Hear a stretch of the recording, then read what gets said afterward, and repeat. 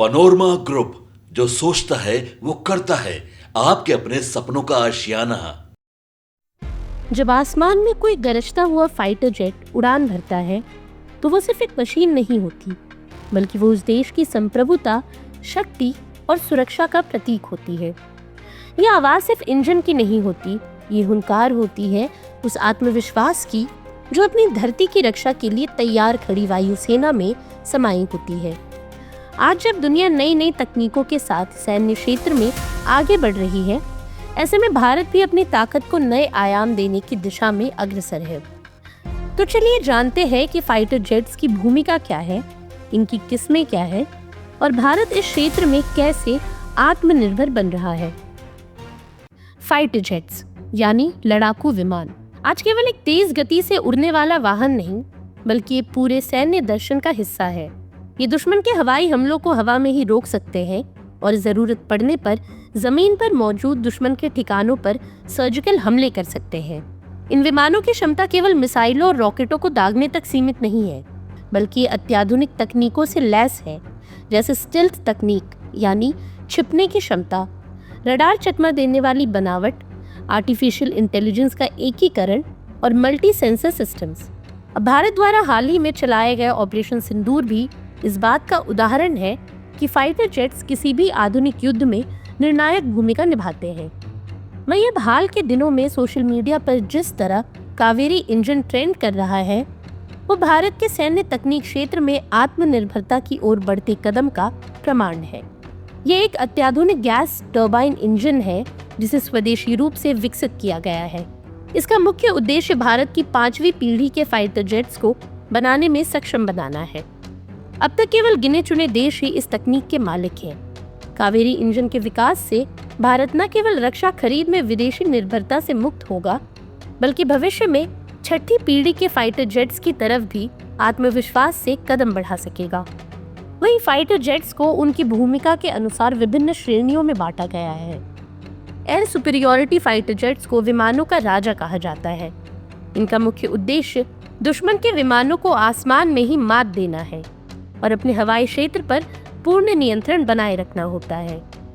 वहीं multi role fighter jets हरफन मौला योद्धा होते हैं, जो न सिर्फ हवा में दुश्मन पर हमला कर सकते हैं, बल्कि जमीन पर भी तबाही मचा सकते हैं।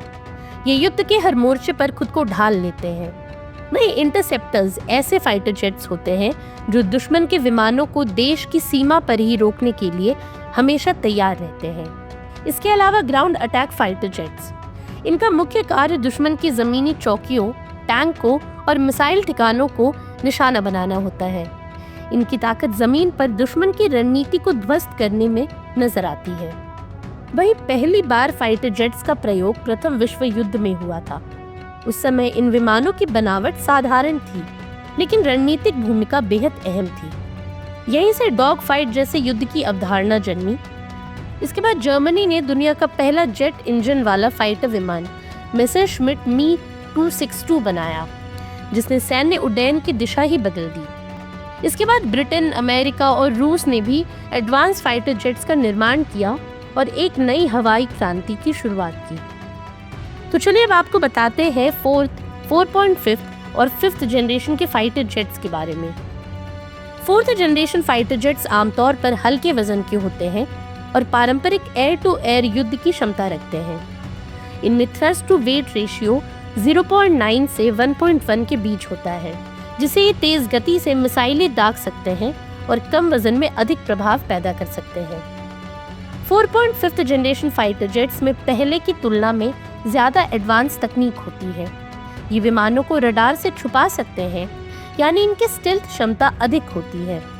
साथ ही इनका इंजन बेहतर होता है और सेंसर अधिक संवेदनशील और सटीक होते हैं। और आखिर में 5th generation fighter jet. 5th generation fighter jets मौजूदा समय की सबसे आधुनिक और घातक श्रेणी के विमान हैं।